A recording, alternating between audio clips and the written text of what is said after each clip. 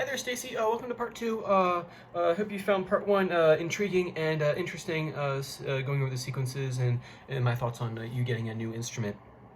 And also remember mindful practice too, not just kind of doing blind repetitions, but having a point to each repetition and having a purpose.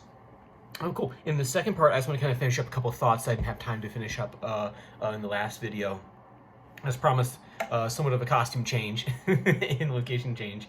So I'm gonna go over Annie. Your video sent over to me. Good. It's looking good. Making progress. Those chord switches. It's not as far off as you think from the final product. I think just a couple of tweaks in there, and you'll notice a big difference.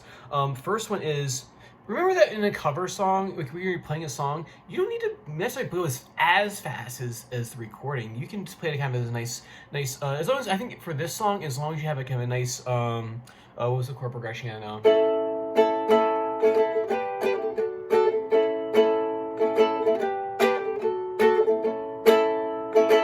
You can still pull it off the song going, so something like that tempo, so don't feel like you gotta go blazing through this tune. And there's some things we can do to create the illusion of speed. And I'll talk about that in a second. First thing I want to talk about is, we're talking about arm rotation. And I think, yes, you're right. I think that's a big part. Say, if I go from this A chord here. See, it's not a whole lot. My teacher, when I was working on this with him, he would always say, "Don't stop trying to please me so much." In the sense of, like, I would be like, "All right, look, Ricardo, I can do like a big one. Look, see, I can do it." He's like, "No. You only do as much as you need to for the switch you're trying to do. You don't want to overdo it. Too much would be a good thing." So if I go from A, it's just a little bit. Actually, I'm basically kind of rotating off of like my contact point right there. So like right here on my hand, I'm kind of just rotating off of that. So the arm kind of does like this right here. So you have. One of the cool things about watching the video as I do this is I can actually watch like my stuff I normally don't get to see my perspective from this angle. And actually, I used to do that when I was in school. I used to have a mirror that I would practice in front of. Even now, like a lot of the videos I record for like Instagram and things like that, I primarily record them actually just to like, how's my posture looking?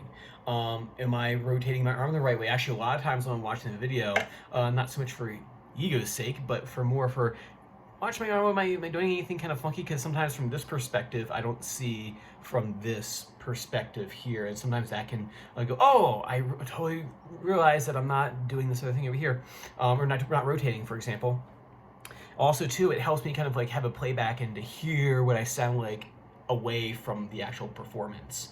And I actually identify problems. Like there was one I put the other day, and there was a part in there where I realized I wasn't connecting two notes that should have been connected, but like in the moment I thought I was, but really from the listener's perspective, I wasn't.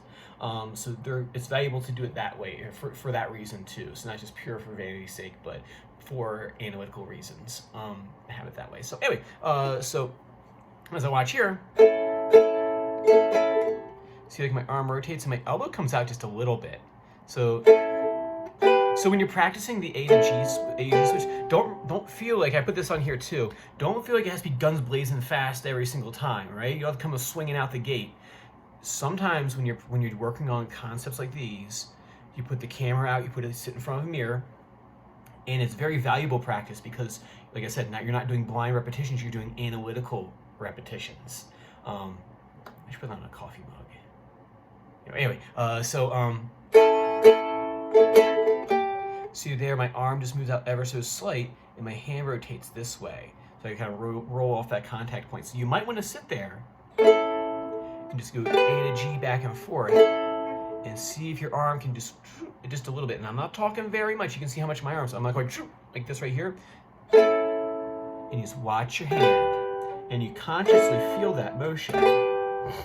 That's one thing in all my books I've always read for doing technique and things like that, is that you want to be physically aware of what you're doing when you're doing this. You don't want to go, oh, should I go pick up those dogs later today? And oh, what's that thing on TV that I'm supposed to do? Right? You want to be like in here going, okay, just a little tab, just a little motion. And you're going to get used to feeling that. When I'm working on right hand stuff, for example, I try my darndest when I'm working on a pattern that's difficult, is I try to feel each finger as I play. And here you might want to try to feel like, well, there it goes. Well, I can see it, it's moving just a little bit. You fall right into that chord. So it's not from the fingers. The fingers, it's from the rotation. See, it rotates, and then the elbow comes out ever so slight. So you have here. There you go. Same thing with D to A. D, you gotta rotate. So D, your elbow's out a little bit further, and then A, your elbow kind of comes in just a little. I'm not talking too much. Right? We're here at D, and your elbow moves in. You're adducting it, abducting, adducting, abducting, adducting. And all these little things will add up to cleaner chord switches rather than just pure will, or and you play it over and over again in hopes that at some point you get it right. You stumble upon. It's sort of like when I was thinking, I was studying with Maurice, right? One of my guitar teachers, and I was asking him, so like these rock players and these self-taught people who might not have gone to school, like they're playing these cool chord changes, but like, how do they come about doing it if you don't like read the books to find out? He's like, oh, what they do is they kind of just play, and eventually they stumble upon something that they like, and it might have taken them 2 weeks to do it. Versus the person who looks at the books and kind of goes, okay, this was, analyzing things and going, okay, these are the things in my toolbox, right? I have these theoretical concepts in my toolbox. I have these mechanical concepts in my toolbox. I know what to look for, and I don't have to hunt and peck and kind of stumble upon the right answer at some point. I feel like sometimes when you do things blindly over and over again, guilty of it too, especially when I was younger, that I would just do the hunt and peck approach, and eventually my arm might eventually just stumble upon it, and I might even know I stumbled upon anything. It's like, okay, now I can take that chord change, but I had to kind of stumble upon the answer. Versus my teacher Ricardo, he is very analytical, very scientific method based in all this, and one of the reasons why I think he's the smartest dude I've ever met, and the smartest man I've ever met, is that when we were playing things like this, it wouldn't be just try it and just let's do it again. It wasn't anything like that. We always had, why is it not working for you right now? What are you doing that's getting in your own way? And I think you have to think of the chord changes like that. Other things, so that's kind of like a half philosophical, half practical approach thing right there, watching the elbow move back and forth. Other thing that I think will help you in making it sound more musical, the way I think you hear it in your head, is the accent. The other day I was teaching a student, and she's like, oh, it was actually a student, and she was like, I feel like you're like my backing track when I come in here. You provide me that steady pulse in the background. I'm like, oh yeah, that's probably true. That when I'm there, I'm pulsing. And what I mean by that,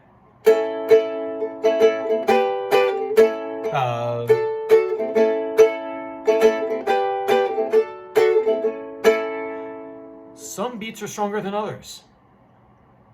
Right? When I'm playing, bum bum ba da da da da da da da da da da da da da da. If you try to play it like, I'll see if I can do it without doing it.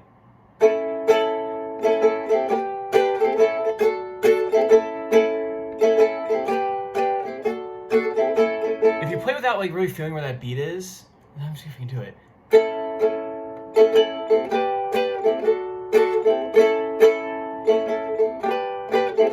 You're kind of like, it's kind of wishy-washy in terms of the rhythm. I think accenting the first one, down, down, up, down, up, down, down, up, down, down, up, down, down, up, down. Actually, there's a second one. Let me write that down for you. So the first A.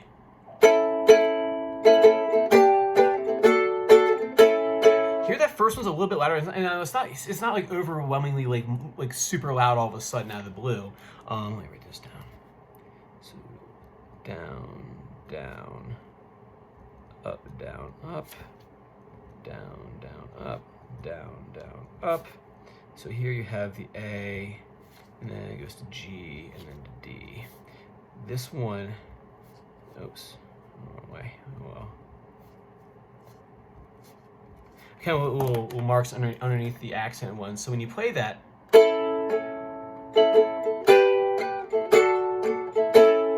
that's me exaggerating it.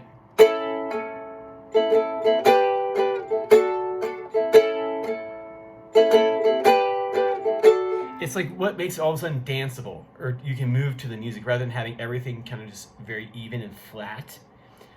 If you play down, down, up, down, up, down, down, up, down. Now you want to practice that, right? Because it's good. Down, down, up, down, up, down, down, up, down, down, up, down, down, up, down, up, down, down, up, down, down, up. Practice at different speeds.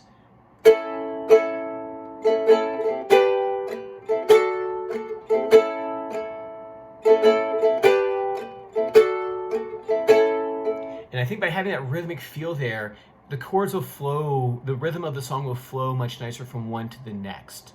Practice it slow. You don't have to do this fast. It doesn't have to be guns blazing at tempo right when you do this. I actually prefer it to be slow. So I think if you work on those three things with Annie and the chords, I think you'll have an easier time. And we can practice more accent work when you come in the studio next, hopefully next week. Cool, there it is. So if you have any questions for me, like I said, shoot them over to me. I'll get this over to you, and then I will see you next lesson. So take care, bye.